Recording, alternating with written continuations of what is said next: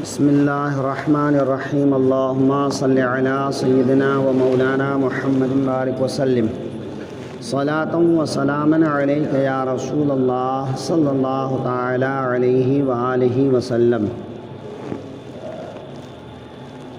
سورہ بقرہ کی آیت نمبر 83۔ وَإِذْ أَخَذْنَا مِيثَاقَ بَنِي إِسْرَائِيلَ لَا تَعْبُدُونَ إِلَّا اللَّهَ، اور جب ہم نے بنی اسرائیل سے عہد لیا کہ اللہ کے سوا کسی کو نہ پوجو، وَبِالْوَالِدَيْنِ إِحْسَانًا، اور ماں باپ کے ساتھ بھلائی کرو۔ کل یہاں تک گفتگو ہوئی تھی کہ ماں باپ کے ساتھ بھلائی کرنا اللہ تعالیٰ نے اپنی عبادت کے ساتھ میں ذکر فرمایا۔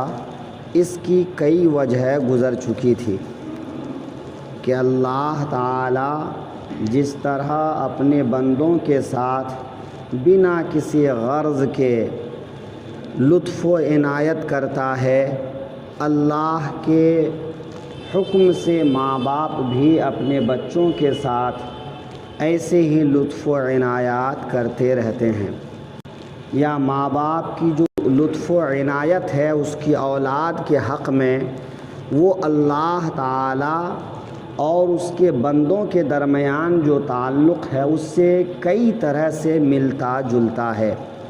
اس لیے اللہ کے بعد اگر کسی کا حق ایک بندے پر آتا ہے تو وہ ماں باپ ہیں۔ ماں باپ چاہے وہ کیسے بھی ہوں۔ کبھی کبھار دل میں ایسا آتا ہے کہ بھئی ماں باپ نے ہمارے لیے کیا کیا، کیا انہوں نے زمین جائیداد ہمارے لیے جمع کیا، یا ہمارے ساتھ بہت اچھا سلوک کیا، یا ہماری پرورش کی۔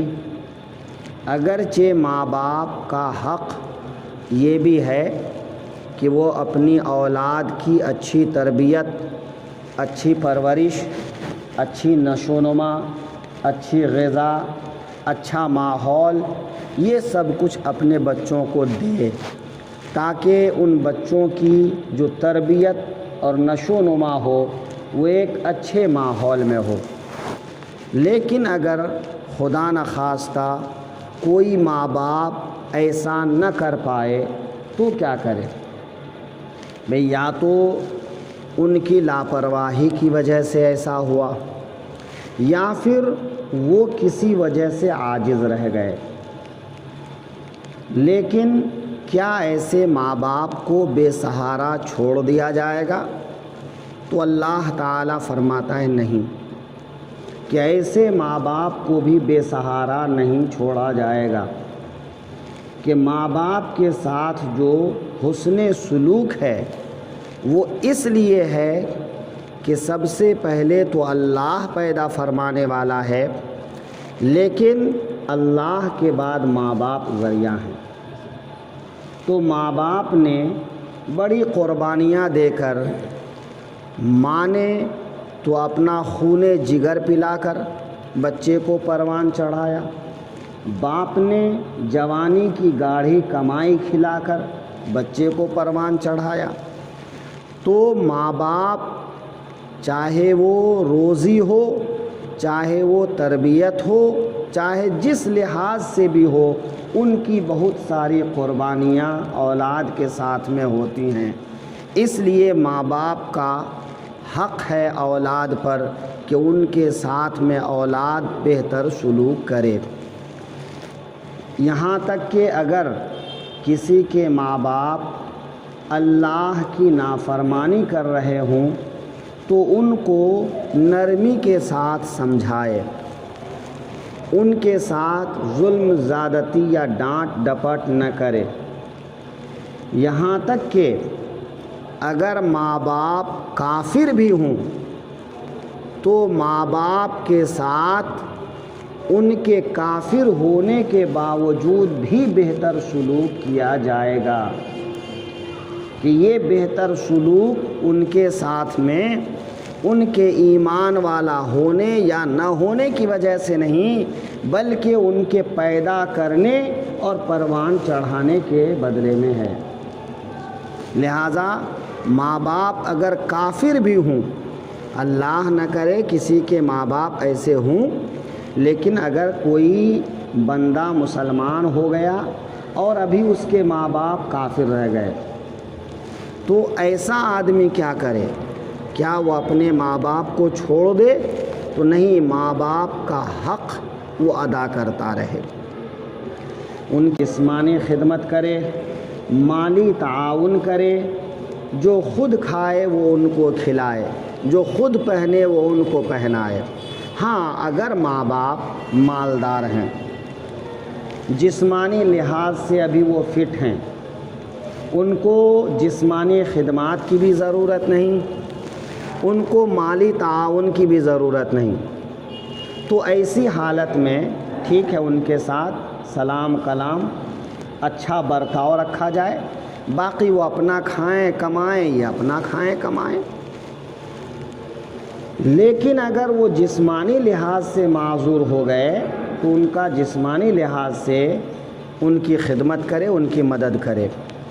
اگر وہ غربت و افلاس میں مبتلا ہیں تو ان کو کھلائے، پلائے، پہنائے، اپنے ساتھ میں سلائے، یعنی جتنا ممکن ہو ان کے ساتھ میں وہ بہتر سلوک کرے، ان کے عمل کو نہ دیکھے۔ ہاں، اگر وہ کہیں اللہ اس کے حبیب کی نافرمانی کا حکم دیتے ہیں، وہاں نہ مانے، کہ اللہ کی نافرمانی میں پھر کسی کا حکم نہیں۔ حتیٰ کہ اگر ماں باپ کسی بیٹے سے کہے کہ تم اپنی زوجہ کو طلاق دے دو، تو بیٹے کے لیے مناسب یہ ہے کہ وہ زوجہ کو طلاق دے دے، اگرچہ اس کے نزدیک طلاق کی کوئی وجہ نہ ہو۔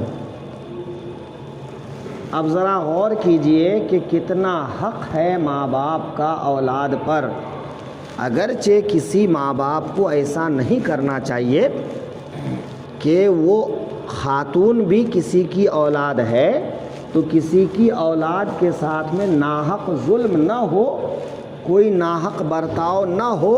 ماں باپ کو اپنی نفسانیت کی وجہ سے ایسا حکم نہیں دینا چاہیے، لیکن اگر کوئی ماں باپ ایسا حکم دے دیں تو بچے پر لازم ہے کہ وہ اس خاتون کو طلاق دے دے، اگرچہ واجب نہیں ہے لیکن مناسب ہے، بہتر ہے۔ تو اتنا تک حق ہے ماں باپ کا۔ ہاں، ماں باپ نافرمانی کا حکم دیں، ماں باپ کہیں نماز نہ پڑھو، ماں باپ کہیں روزہ نہ رکھو، ماں باپ کہیں پردہ نہ کرو، ماں باپ کسی بے حیائی کا کام کرنے کا حکم دیں تو پھر اس کی بات نہیں مانی جائے گی، وہاں شریعت مقدم ہوگی، نہ کہ وہاں ماں باپ کا حکم مقدم ہوگا۔ تو ایسی چیزوں کے علاوہ، یعنی اللہ کی نافرمانی کے علاوہ ماں باپ جو بھی حکم دیں ان کے حکم کو ماننا اولاد کے لیے سعادت مندی ہے۔ جب وہ گزر جائیں تو ان کی تجہیز و تکفین کرے، روزانہ یا کم از کم ہفتے میں ان کی قبر پر جائے، فاتحہ خوانی کرے، ان کے نام سے ایصال ثواب کرے، ان کے دوستوں کے ساتھ اچھا سلوک کرے۔ ماں باپ اگر کوئی نیکی کا کام کرتے تھے تو وہ نیکی کا کام جاری رکھے، لہٰذا ماں باپ کا حکم مانے، حتی الامکان، حتی الوسع، جتنی انسان کے اندر طاقت ہو انسان ماں باپ کا حکم مانے۔ آگے رب تعالیٰ ارشاد فرماتا ہے وَذِي الْقُرْبَى، اور رشتہ داروں کا، یعنی ذی القربہ، یہ قربہ قرابت سے آیا ہے۔ قرابت کہتے ہیں خونی رشتے کو، باپ کی طرف سے ہو چاہے وہ ماں کی طرف سے ہو۔ باپ کی طرف سے جیسا کہ دادا، چچا، پھوپھی، ماں کی طرف سے خالہ، نانا نانی، ماموں، تو یہ سب قرابت دار ہیں۔ ماں باپ کے بعد ہے، خون کا رشتہ ہے، لہٰذا یہ سب سے زیادہ احسان اور بھلائی کے حقدار ہیں۔ ان میں سے کچھ ان کو ذی رحم کہتے ہیں، اور ان میں سے کچھ ہیں جن کو محرم بھی کہتے ہیں، کہ قرابت دار میں کچھ ذی رحم ہیں۔ ذی رحم یعنی خون کے رشتہ دار، اور ذی رحم بھی ہو محرم بھی ہو، تو یہ خون کے بھی رشتہ دار ہیں، اور ساتھ میں ان کے ساتھ میں نکاح حرام بھی ہے۔ جیسا کہ باپ کی طرف سے پھوپھی، بھئی پھوپھی کے ساتھ میں نکاح حرام ہے، تو وہ ذی رحم بھی ہیں، قرابت دار بھی ہیں، اور ان کے ساتھ میں نکاح بھی حرام ہے۔ ماں کی طرف سے خالہ، تو وہ ذی رحم بھی ہیں اور محرم بھی ہیں، کہ ان کے ساتھ میں نکاح حرام ہے۔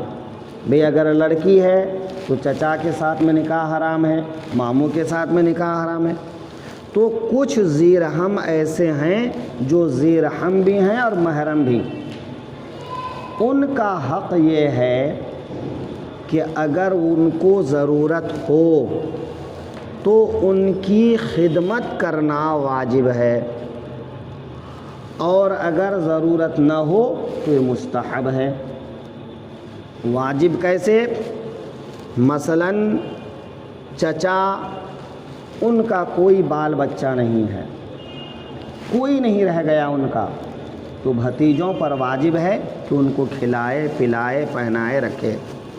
پھوپھی، ان کی کوئی اولاد نہیں ہے، شوہر نہیں ہے، کوئی دیکھنے والا نہیں ہے، تو بھتیجوں پر، بھائی کے بیٹوں پر واجب ہے کہ ان کا نفقہ دے۔ تو اسی کچھ نفقہ واجب ہونا، تو نفقہ کی بحث میں بھی یہ چیزیں آتی ہیں کہ کن کن لوگوں کا نفقہ کن کن لوگوں پر واجب ہو جاتا ہے۔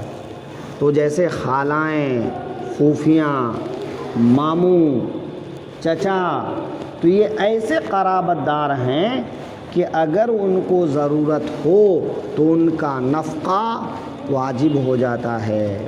ہاں ضرورت نہیں ہے کہ بھی وہ اپنے گھر کھا رہے ہیں، کما رہے ہیں، ان کے خود کے بال بچے ہیں، تو ان کے ساتھ میں اچھی بات کرو، اچھا رشتہ رکھو، اچھے سے ان سے ملنا جلنا رکھو، اتنا ان کے لیے کافی ہے نا۔ تو قرابت داروں کے ساتھ میں بہتر سلوک کرنا، اچھی بات کرنا۔ والیتامہ، والیتامہ یہ یتیم کی جمع ہے۔ یتیم کسے کہتے ہیں؟ یتیم وہ نابالغ لڑکا یا لڑکی جس کے باپ نہ رہیں، باپ گزر جائیں۔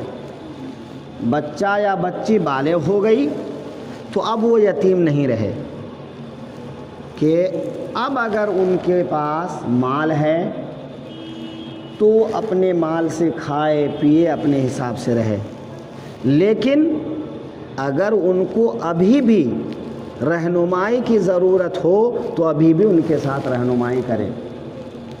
بھئی یتیم ہے، ان کے پاس مال ہے، تو ان کے مال کی بھی حفاظت کرے، یتیم کی بھی حفاظت کرے۔ اگر نفقہ اپنے پاس سے نہیں کھلا سکتا ہو تو اس کے مال میں سے کھلائے، لیکن ایمانداری کے ساتھ۔ بھئی اگر وہ دن کا آدھا کلو چاول کھاتا ہے، اس کے مال میں سے آدھا کلو چاول ان کے حساب سے پکا لیا جائے، الگ پکانے کی ضرورت نہیں۔ اللہ نے اتنی وسعت رکھی ہے کہ الگ سے پکانے کھلانے کی ضرورت نہیں، کپڑے کی ضرورت نہیں، ان کو اپنے ساتھ میں شامل کر لو، اور ان کے مال میں سے انصاف کے ساتھ وضع کر لو کہ بھی سال بھر میں اتنے کا کھانا کپڑا اس کا ہوتا ہے، تو سال میں اس کے مال میں سے اتنا لے لو۔ ہاں حق یہ بھی ہے کہ ان کے مال کو اپنے مال کے ساتھ بڑھاؤ، کاروبار کرو، کہ جہاں تم اپنے مال کو کاروبار میں لگا کر بڑھا رہے ہو تو وہاں اس کے مال کو بھی کاروبار میں لگاؤ اور اس کے کاروبار میں اس کو بڑھاؤ۔ کھیتی کر رہے ہو تو اس کی کھیت بھی جوت دو، اس میں بھی جو ہے اناج بو دو، تو اس طرح سے اس کے مال کو بھی بڑھاؤ۔ تو یتیم کا حق یہ ہے کہ یتیم اگر قرابت دار بھی ہے तब तो ज़्यादा वाजिब है।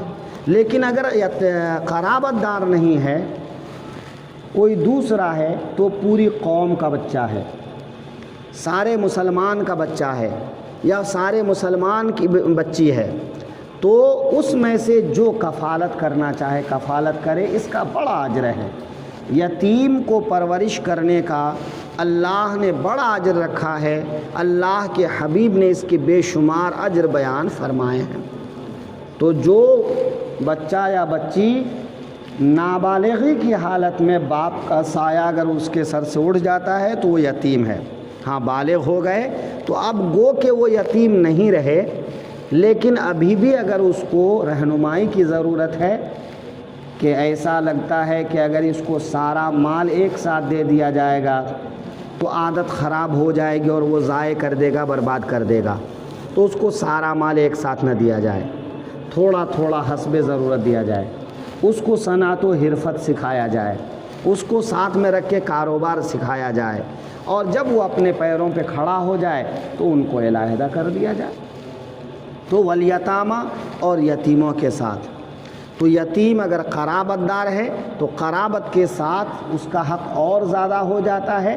लेकिन अगर क़राबतदार नहीं है, किसी दूसरे यतीम का आप जो है ख़याल रखते हैं, उसका बड़ा अजर है। तो यतीमों के साथ में अच्छा सलूक करो।